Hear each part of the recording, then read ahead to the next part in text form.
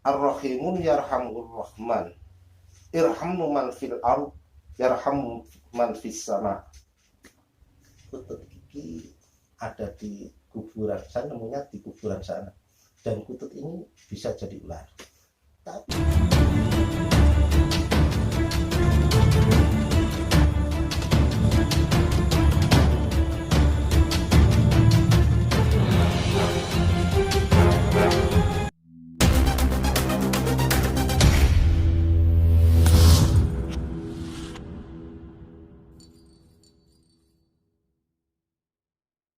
Assalamualaikum warahmatullahi wabarakatuh.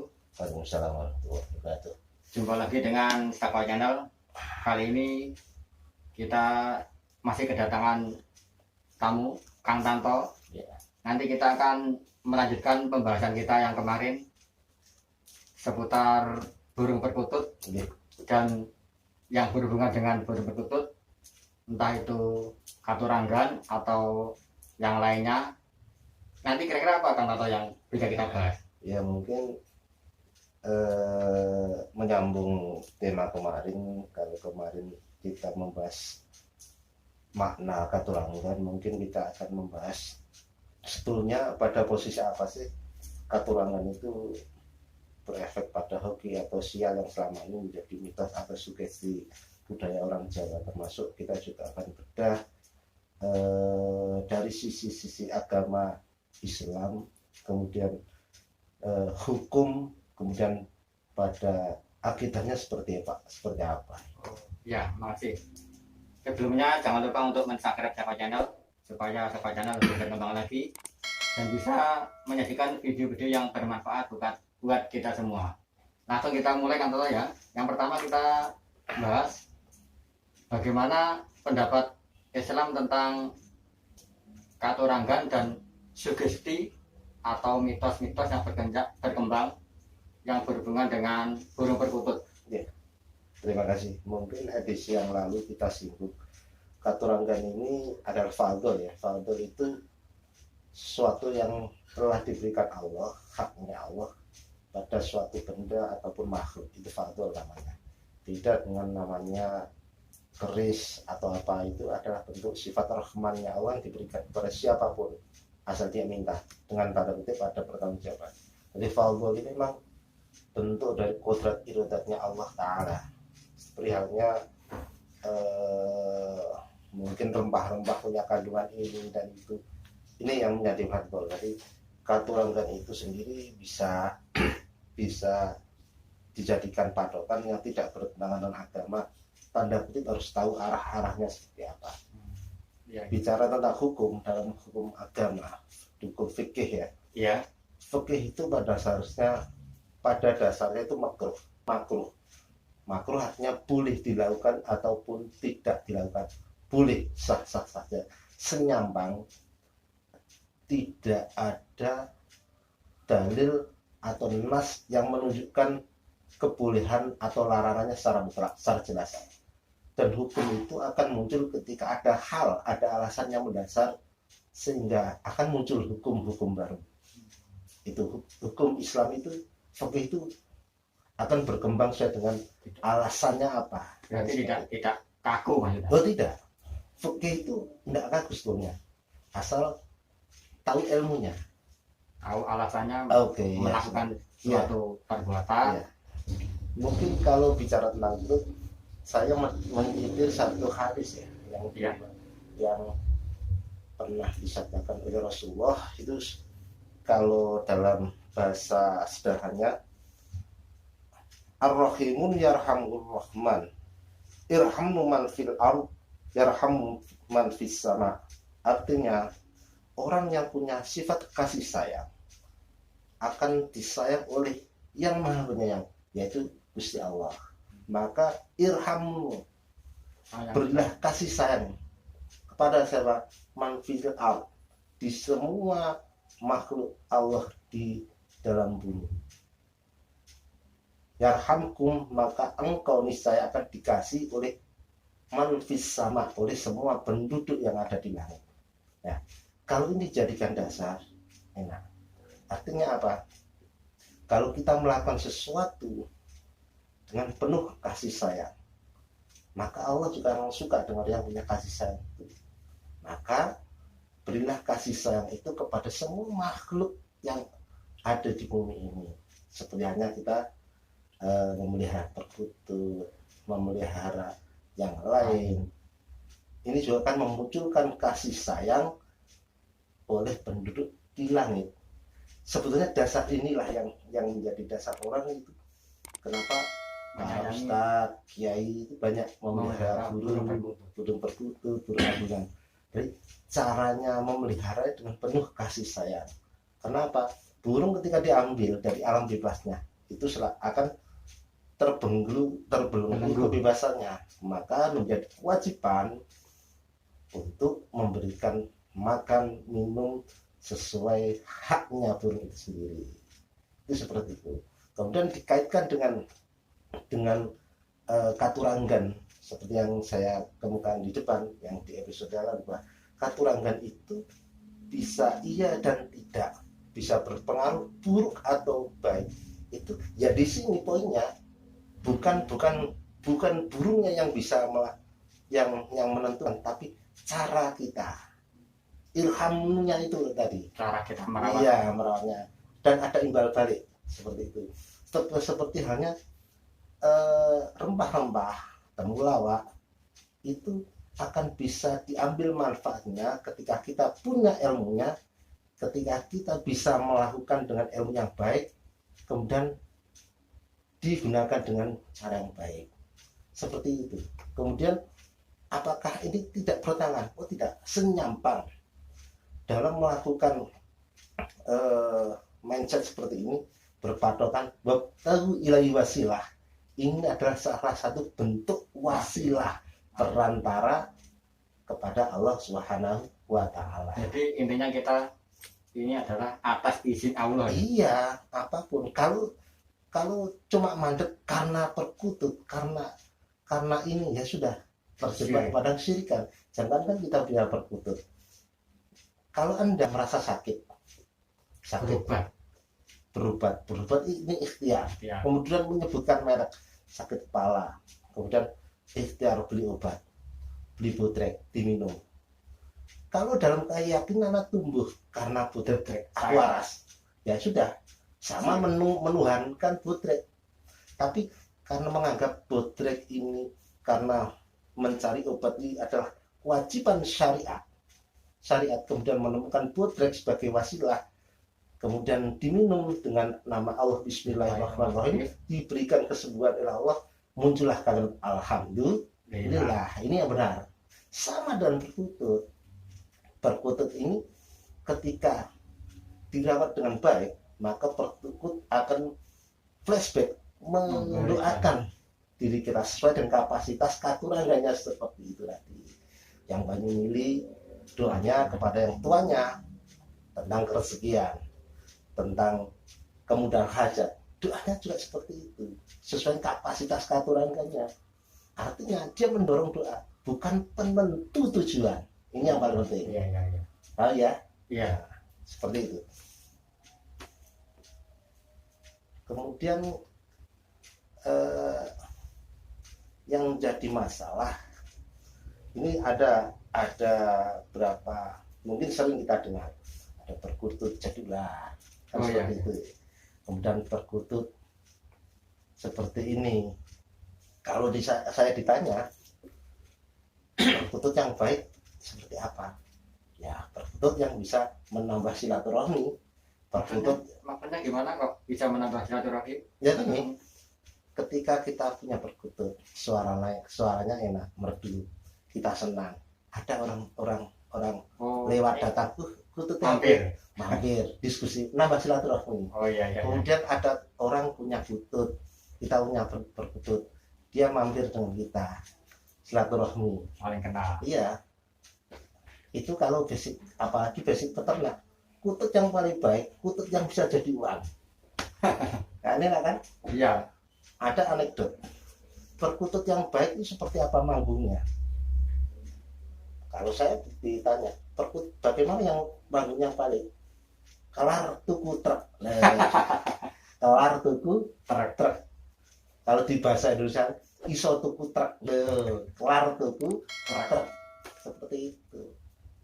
Ini masalah perkututnya. Susah-susah gampang kita bicara perkutut karena dunia perkutut ini selalu berkembang dinamika, baik tentang katurangganya, tentang mindsetnya orang masing-masing punya kepentingan juga. Karena perkutut ini juga banyak pemain-pemain, baik itu yang sesuai rule-nya ataupun oknum-oknum nakalnya juga. Memang ada ya, oknum nakal. Ada. Terlebih kalau kita bicara tentang sebuah sugesti ya. Iya. Sugesti itu kan tidak ada patokannya. Iya. Tidak ada patokan jelas. Cuma bicara jari, bicara konon, mitos. Seperti itu. Dan kadang mitos sugesti kan selalu digembor-gemborkan oleh orang-orang yang berkepentingan, kemudian dijadikan komoditas UUD. Ujung-ujungnya duit. Itu beda dengan perkutut yang basicnya seni suara. Ya, misalkan mesti seperti kutut bangkok ya. Iya. Jadi dia nilai jualnya di suaranya, suara depan, suara tengah, suara ujung komplit, sehingga irama-irama ini khas irama untuk perlombaan. Beda lagi. Jadi perkutut ini segmennya juga banyak. Ada perkutut segmennya tentang warna eksotiknya. Ini sudah ranah breeding crossing ya. Jadi ada kutut putih, hitam, krim, silver. Ini basic segmen eksotik warna. Ada perkutut yang segmennya suara, itu tadi perkutut bangkok untuk lomba, untuk kelangenan. Nah, yang paling bahaya ini perkutut segmennya katuranggan.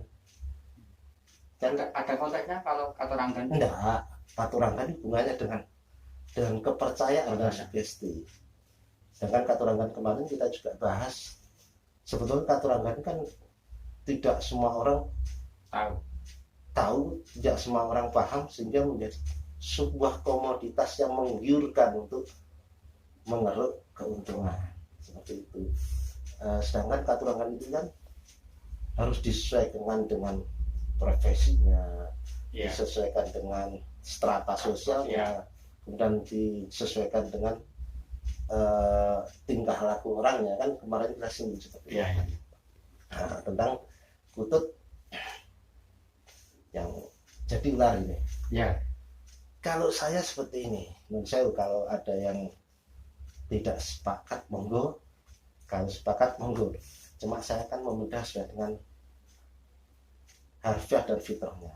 Sebetulnya perkutut tetaplah perkutut. Tetapi kenapa kok bisa jadi ular? Itu karena ulahnya jin atau gimana? Biasanya perkutut-perkutut ini bertempat tinggal di tempat-tempat yang dianggap sakral, tempat-tempat dianggap tinggi. Sebetulnya kalau mau bicara perkutut seperti ini, perkutut yang sudah dihijab oleh bangsa jin dan akan nampak seperti itu. Kalau toh yang memelihara itu dia orangnya bersih, orangnya tidak ngomong ini kenceng, misalnya Pak Kiai, jin tidak akan bisa jadi ular. Dia tidak bisa mengucapnya, tetap akan jadi kutut. Tapi kalau ini dilimpahkan dengan orang lain, dikasih, tergantung orangnya. Kalau orangnya memang selevel kiainya, tidak akan jadi. Tapi kalau orangnya biasa, ya akan tambah menjadi ular lagi, bisa terhijab. Dan ini memang permainan mereka sebetulnya. Cuman kadang orang itu kan kalau punya kutut jadi ular, bangga. Loh, kalau saya enggak sebetulnya. Apa itu? Ngiwuh-ngiwuh. Ngeripeti. Padahal sebetulnya katurangan itu murni fadl, tidak ada urusannya dengan jin, tidak ada dengan urusannya kota, tidak ada sama sekali.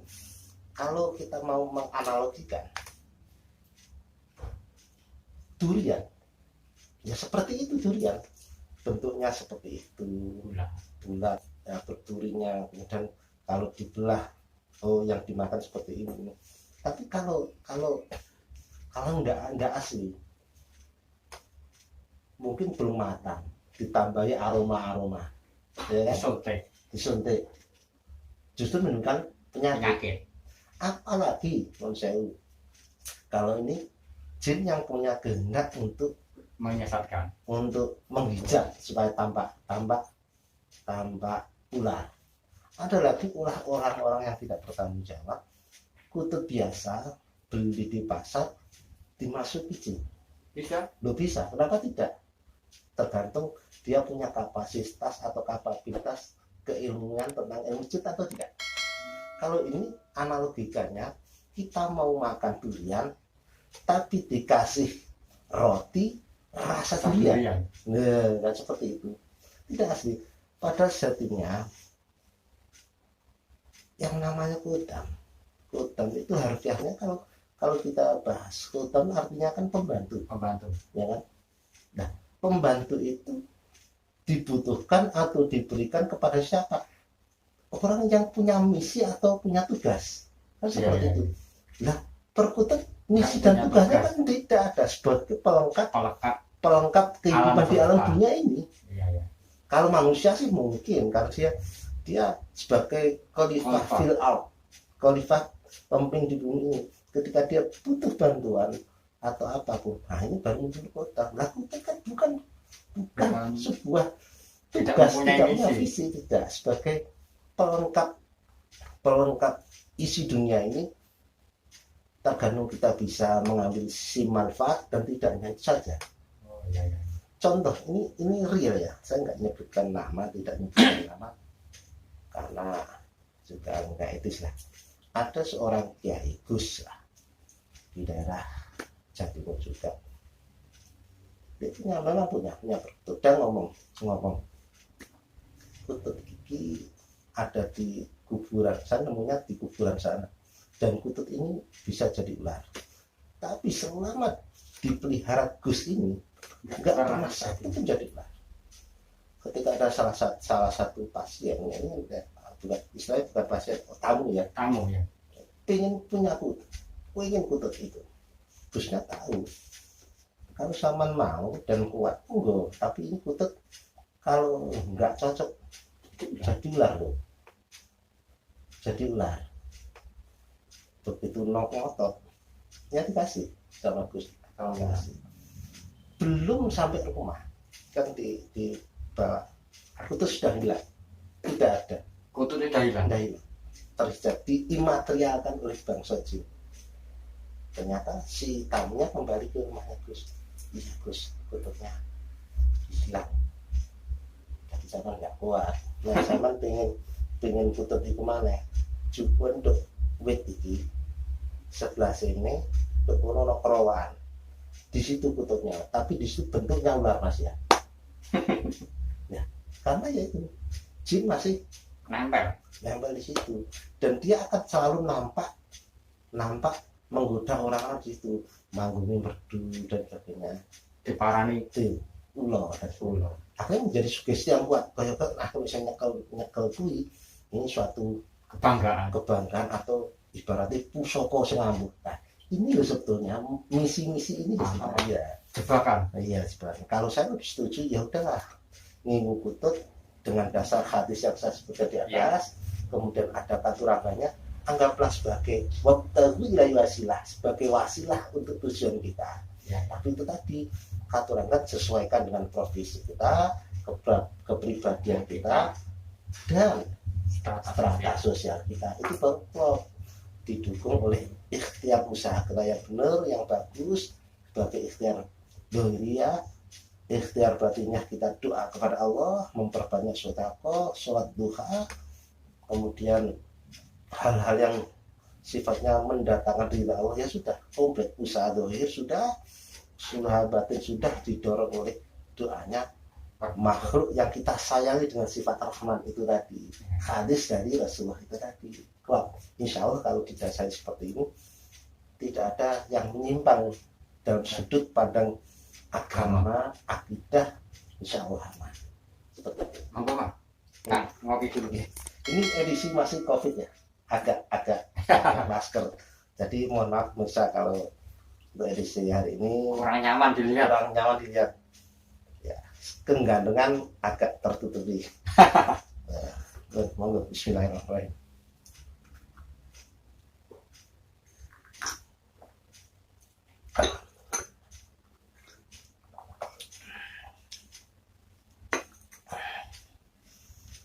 Ini Kang Tanto, Ya. saya mau tanya, selama Kang Tanto memelihara perkutut, pernahkah ada kejadian atau peristiwa yang di luar nalar? Ya.